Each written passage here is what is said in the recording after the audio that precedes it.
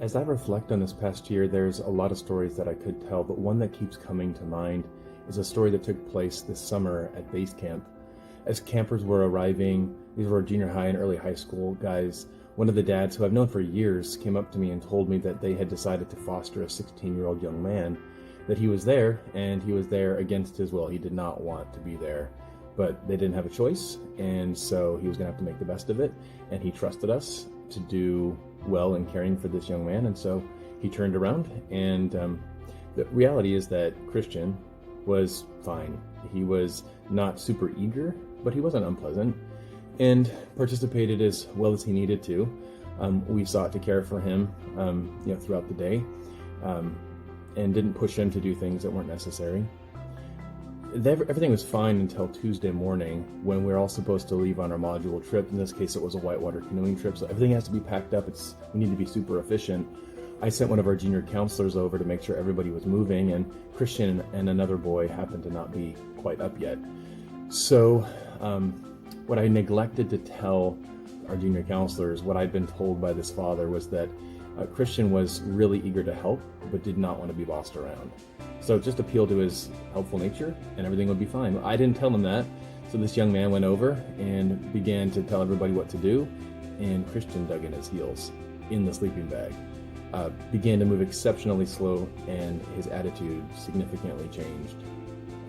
Well, I found out about this a few minutes later when I was told by some really concerned junior counselors that Christian wanted to go home. He was super angry. So I went over and talked to him. In the end, I asked Christian if there's anything I could do.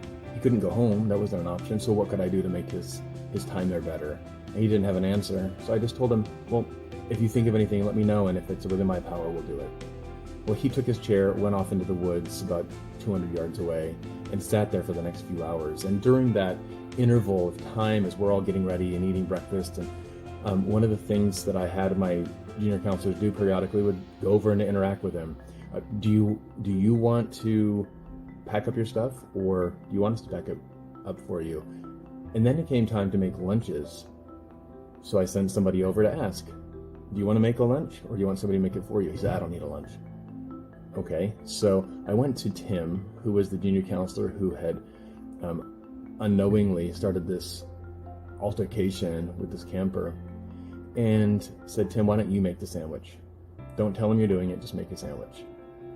Well, it was time to leave, so instead of having my junior counselors go over and interact with Christian, I decided to go over and to ask him, would you like me to move your things into the van, or would you like to do it? And he said, I'll do it. And he did. That was the big moment. He moved his stuff into the van, and we were ready to go. When we got to the place where we put our canoes in the water, it was time for lunch. Everybody was breaking out their sandwiches. Christian knew he didn't have a sandwich, and I knew he'd be hungry. So at that point, I went over to Tim. I said, Tim, take the sandwich that you made. Don't ask Christian if he wants it. Just give it to him and tell him it's here if you want it. And so Tim, the very person who Christian had been super angry at that morning, was the one who brought a sandwich, left it for Christian, and a sandwich changed everything. Christian's demeanor turned around, and rather than being there but not engaged, he became engaged and happy. And that was good. As the week progressed, Tim made an effort to spend time with Christian and to invest in him and to show him that he cared about him, that there was no hard feelings, and that he wanted to be friends and be helpful. Another young man named Andrew found some areas of common interest and took that as an opportunity to interact with Christian and to really just seek to become friends. I didn't really expect anything to come of that, of significance, other than making Christian's life easier and our life easier as well. But the last night of camp, at campfire, as we always do, there was an opportunity, a challenge. If God is working in your heart, if there's anything you need to talk to a counselor about, go ahead and stay after campfire and talk to somebody.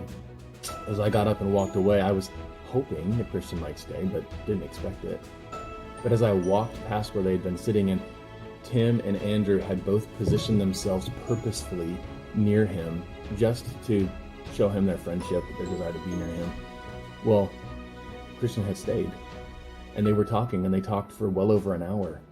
And I found out later that Christian said he'd never experienced that kind of love before. He said, I don't know what is happening, but I've never felt this way before. And he unpacked a lot of his life and told these two young men things about his life that were really hard, that his foster dad, I found out later, said he never talks about those things with anybody. So the story, I think, is really impactful and powerful for a couple of reasons. You might think the story is really about Christian, and yeah, it is. But I think the story's more, for me, about the two counselors. Christian Service Brigade and our camping ministries provide a context where young men learn how to disciple. They learn how to love people. They learn how to work through challenging relational and emotional and spiritual situations. And those two boys, I don't know what's going to happen to Christian, but I know those two young men, and their lives are forever changed. So I want to wish you a Merry Christmas and thank you for your support of our ministry, whether it's financial or prayer or your time. You continue to help us make a difference.